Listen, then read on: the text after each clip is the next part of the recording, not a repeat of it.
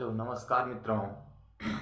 दोस्तों, संगम YouTube channel पर मैं पुष्पराज सिंह आप सभी का हार्दिक स्वागत करता हूं। मित्रों, हम लोग व्यंजन संधि पढ़ रहे हैं और आज की कक्षा में हम लोगों को व्यंजन संधि में चतुर्थ संधि पढ़ना है। चतुर्थ संधि पढ़ना है दोस्तों। चलिए आज हम लोग चतुर्थ संधि का अध्ययन करते हैं। ये चतुर्थ संधि का जो सूत्र होता है मित्रों, ये खर्चा होता है। चतुर्थ संधि का सूत्र खर्चा है। तो अब इस खर्चा सूत्र क्या कह रहा है, चलिए हम लोग इस सूत्र के सूत्रार्थ को देखते हैं।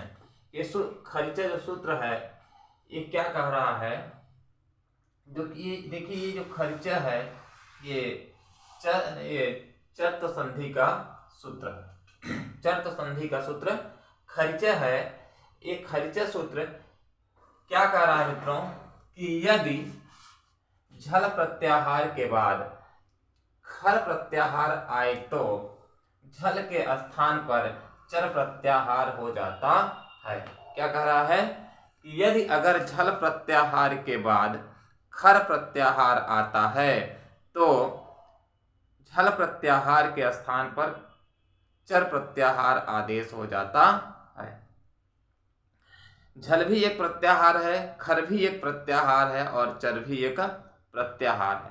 पहले हम लोग जान लें कि झल प्रत्याहार में कौन कौन से वर्ण आते हैं और खर प्रत्याहार में कौन कौन से वर्ण आते हैं और चर प्रत्याहार में कौन कौन से वर्ण आते हैं। देखिए यहाँ मैंने लिख दिया है कि ये झल लिखा है। झल ये सभी झल प्रत्याहार के अंतर्गत आने वाले वर्ण हैं, अर्थात ये पूरे 24 वर्ण हैं। 24 वर्ण झल प्रत्याहार में आता है। ठीक है, ये खा प्रत्याहार है। अब देखिए खर प्रत्याहार में कौन कौन से वर्ण आते हैं, तो यहां मैंने खर प्रत्याहार के अंतर्गत आने वाले वर्णों को लिख दिया है। तो ये पूरा कितने वर्ण हैं, शायद 13 वर्ण हैं, 13 हैं। और ये चर प्रत्याहार के अंतर्गत आने वाले हैं वर्ण है, ये 5 वर्ण हैं। ठीक है, झल प्रत्याहार के अंतर्गत 24 वर्ण आते हैं, खर प्रत्याहार के अंतर्गत 13 वर्ण आते हैं और चर प्रत्याहार के अंतर्गत 5 वर्ण आते हैं। तो अब ये खर्चा सूत्र यही कह रहा है, क्या कह रहा है कि यदि झल प्रत्याहार पहले हो और बाद में खर प्रत्याहार हो तो झल प्रत्याहार के स्थान पर चर आदेश हो जाता है। अर्थात ये झल प्रत्याहार के वर्ण है तो ये पहले हो, ये खर प्रत्याहार के वर्ण है तो ये बाद में हो, तो ये जो चर प्रत्याहार के वर्ण है वो आदेश हो जाएंगे। ठीक है, देखिए अब ध्यान दीजिए कि ये झल जो है प्लस के पहले हो और ये जो खर प्रत्याहार है ये झल के बाद हो। क्या है, ये झल प्रत्याहार प्लस के पहले हो, यानी जो झल प्रत्याहार के वर्ण है इनमें से कोई एकाक वर्ण इधर हो, प्लस के पहले हो। ये जो खर प्रत्याहार है इसमें से कोई वर्ण ये प्लस के बाद हो। तो इस जो झल है, ये जो झल है इसके स्थान पर जो है यहाँ जो वर्ण रहेगा, जो प्लस के पहले वर्ण रहेगा उसके स्थान पर ये जो चर का वर्ण, ये चर प्रत्याहार जो है ये चर प्रत्याहार आदेश हो जाएगा। क्या आदेश हो जाएगा, चर प्रत्याहार। बात समझ में आई। अब देखिए इधर जो है, अच्छा अब चर प्रत्याहार है 5 वर्ण दिए हैं ना, बात उठती है कि चर प्रत्याहार 5 वर्ण दिए हैं तो आदेश कौन सा होगा, कौन वाला आएगा, एक आएगा, च आएगा, ट आएगा, त आएगा कि प आएगा। ठीक है ना। तो देखिए झल प्रत्याहार का वर्ण जो दिया रहेगा, यहाँ जो झल प्रत्याहार का वर्ण दिया रहेगा तो ये वर्ण जिस वर्ग का होगा, ये वर्ण जिस वर्ग का होगा उसी वर्ग का पहला अक्षर आदेश हो जाएगा। जैसे मान लीजिए यहाँ दिया है ग, ठीक है, एक ग दिया है। अब ये ग जो है किस वर्ग का है आप देख लीजिए। तो ये ग जो है किस वर्ग का है, क वर्ग का है। किस वर्ग का है, क वर्ग का है। तो एक क वर्ग का पहला वर्ण जो होगा वही इस ग के स्थान पर आदेश हो जाएगा। क्या होगा?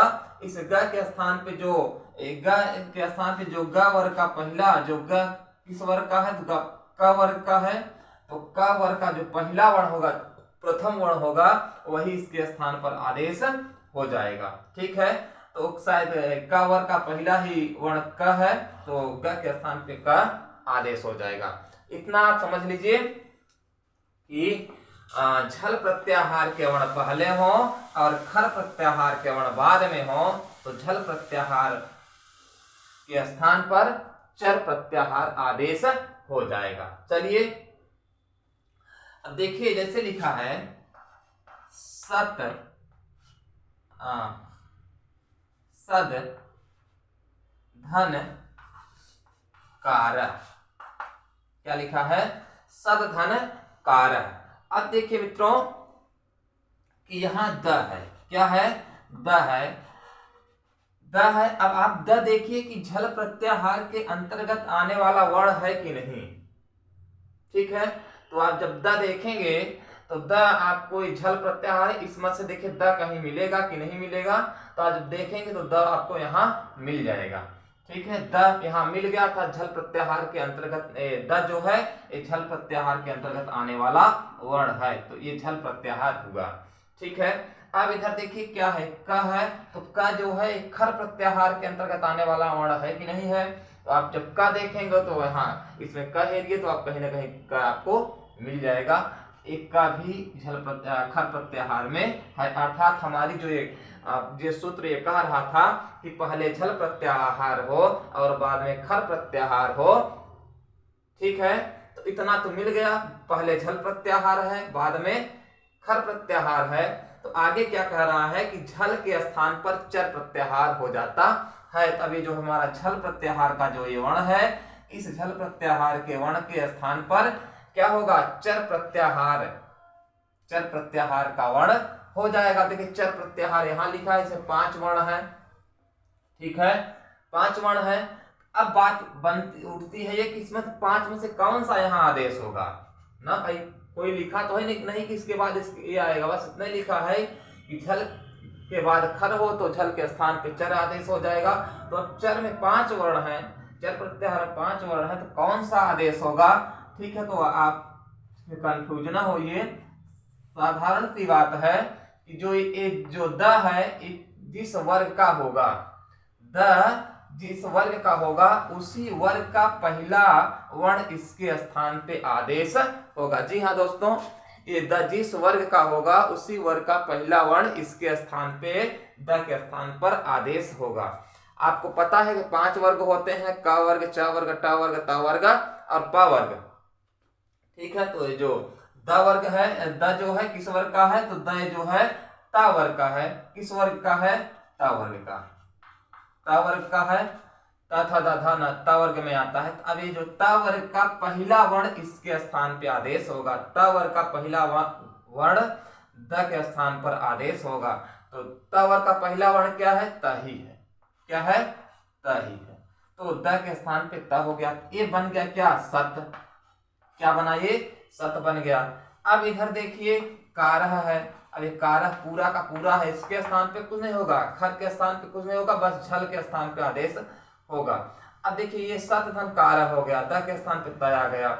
ठीक है, और जब सत धन कारह को जोड़ेंगे तो जब प्लस का चिन्ह हटाएंगे तो आधा त जो है त आधा हो जाएगा, क्योंकि हलंत लगा है, प्लस हट जाएगा।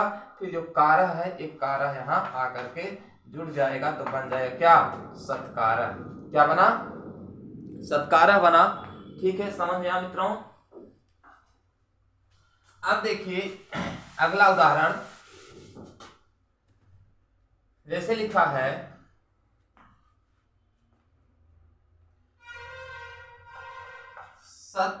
सद धन पात्रम। सत धन पात्रम लिखा है। अब देखिए यहाँ क्या है? द है, झल प्रत्याहार का वर्ण है। यहाँ क्या है? प है। अभी क्या था? प आ गया। प भी देखिए है कि नहीं खर का? हाँ, यहाँ है खर ना, यहाँ है। तो एक झल का हुआ, एक खर का हुआ, कंडीशन हमारी पूरी हो गई। तो अब इस द के स्थान पे ये जो द है जो झल प्रत्याहार का वर्ण है, इसके स्थान पे चर प्रत्याहार का वर्ण आदेश होगा। तो क्या होगा, त होगा। तो ये जो यहाँ होगा क्या, सत हो जाएगा। फिर जो पात्रम है ये पात्रम ही रहेगा। ठीक है, जिसको आप बनाएंगे पूरा पद करेंगे तो सत क्या बनेगा, सत पात्रम। क्या बना, सत पात्रम बन गया। ठीक है, सत पात्रम बना ना। बस इतना आपको याद रहे कि झल पहले हो। ठीक है, अब चलिए और उदाहरण देखिए। जैसे लिखा है कि दिग प्लस पालह। क्या लिखा है, दिग प्लस पालह। ठीक है, अब देखिए दिग माने होता है दिशा, पालह माने पालन करने, अर्थात दिशाओं का पालन करने वाला। ठीक है, अब देखिए यहाँ ग है। ठीक है, अब ग है। अब ग देखिए झल प्रत्याहार का वर्ण है कि नहीं, खोजिए इसमें तो आपको यहाँ मिल जाएगा, अर्थात ये झल प्रत्याहार का वर्ण हुआ। प जो है क्या है, प देखिए खर में है कि नहीं, हाँ प भी खर में है, तो ये खर हो गया, अर्थात झल इधर है, खर इधर है, इसकी कंडीशन पूरी हो गई। ठीक, अब ये जो ग है, इस ग के स्थान पर क्या आदेश होगा, इस ग के स्थान पर यही आदेश होगा। ये ग जिस वर्ग का होगा, ग जिस वर्ग का वर्ण होगा उसी वर्ग का पहला वर्ण आदेश हो जाएगा। अर्थात ये जो ग है ये क वर्ग का है, किस वर्ग का है, क वर्ग का है, तो क वर्ग का पहला वर्ण इसके स्थान पे आदेश हो जाएगा। तो क वर्ग का पहला वर्ण क्या है, क है, तो क यहाँ आदेश हो गया। ठीक, क आदेश हो गया। अब ये पूरा बन गया क्या, दिक, दिक। ठीक, और ये फिर हो गया क्या, इधर पाला बचा ही है। ठीक है, दिक इधर है, पाला उधर। अब देखिए जब इसको आप जोड़ेंगे तो एक क है, क में हलंत लगा है, तो आधे क है तो आधा क लिख लीजिए। फिर जो पाला है, पाला जोड़ लीजिए, पाला, तो बना क्या, दिक्पाला। दिक्पाला अर्थात दिशाओं का पालन करने वाला। ठीक है,